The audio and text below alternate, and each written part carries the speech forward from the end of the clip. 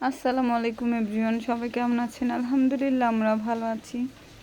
তো এই যে সাদ হচ্ছে ট্রলির উপর বসে আছে, আর সাদের মামা সাদকে নিয়ে যাচ্ছে। তো আসলে এখনই সাদের মামা এয়ারপোর্টের ভিতরে চলে যাবে। মানে এই সময়টা যে কতটা কষ্টের, যার যায় শুধু সেই জানে যে মানে কতটা খারাপ লাগে।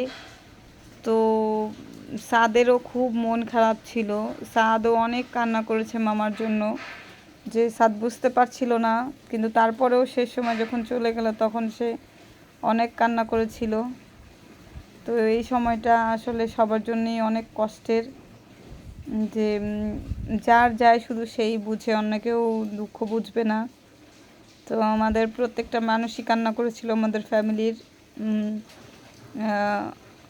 আপনজন দেশের বাইরে চলে গেলে সবারই খুব মনটা খারাপ থাকে। তো আমি ভিডিও করছিলাম ঠিক আছে, কিন্তু আমার খুবই খারাপ লাগছিল, যা বলে বোঝাতে পারবো না।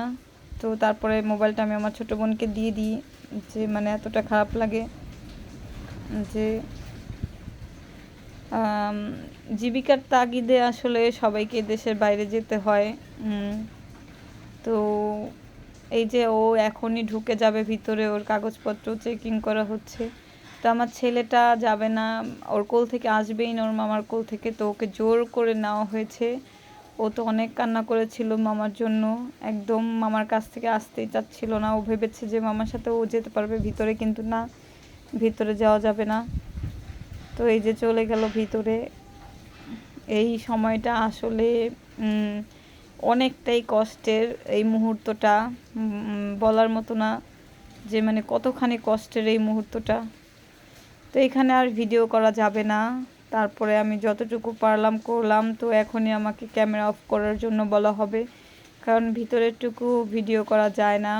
তো তারপরেও আমি যতটুকু পারি করলাম, ভিডিওটা করার চেষ্টা করলাম। ওই যে এখনই ও ভিতরে ঢুকে চলে যাবে, তো ওর কাগজপত্র চেকিং করা হচ্ছে।